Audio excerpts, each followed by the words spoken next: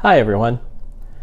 As we've looked at some of the issues and principles behind nonprofit financial management, probably the most practical part of the class comes in this module, where we are exploring the specific tools that leaders use. And those tools are the financial statements themselves. Here in Module 4, you watched a series of videos that outline some of the most important financial statements and specific aspects of those statements that leaders need to be familiar with.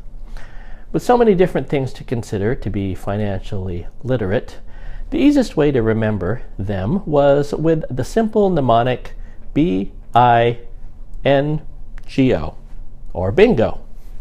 The B, which is the balance sheet, is a snapshot in time of the organization's financial position and the concept of liquidity, which is the ability to access resources. Many of you have seen some form of balance sheet which outlines the assets that the nonprofit has, starting with the most liquid, cash, to the more non-liquid, such as property. Liabilities occur after the assets section and outline things like salaries and bills to be paid in both the short and long run.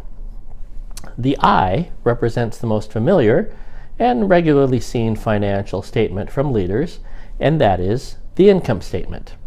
Sometimes called the cash flow statement, the statement of activities, or even the profit and loss statement. This is simply a report that says what you took in money-wise versus what you spent within a certain period of time. Typically that time is a calendar month, but sometimes the income statement can be for a quarter, which is 3 months or even longer.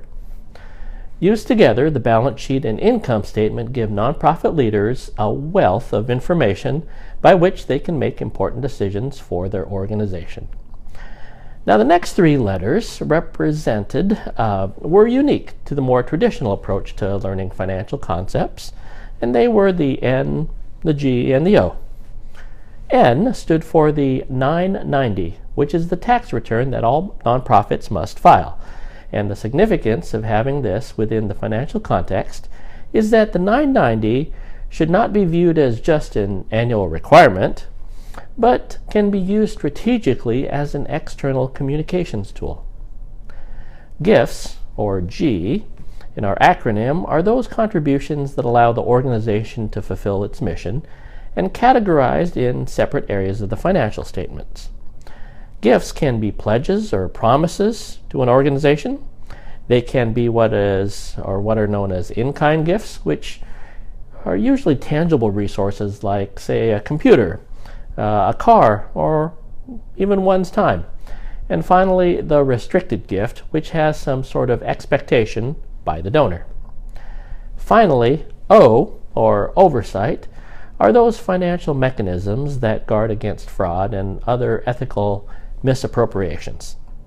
The board, as the ultimate fiscal and legal decision-making body, should ensure that there is financial transparency and accountability.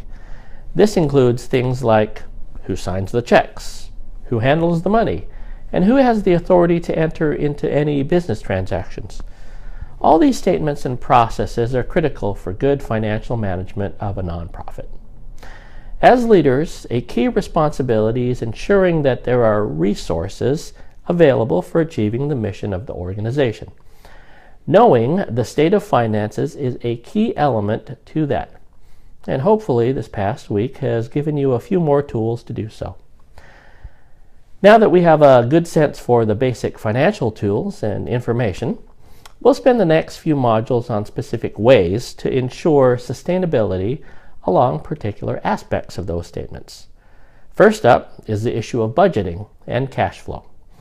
We'll look at ways that nonprofit organizations plan and adjust their budgets and explore techniques around managing cash flow.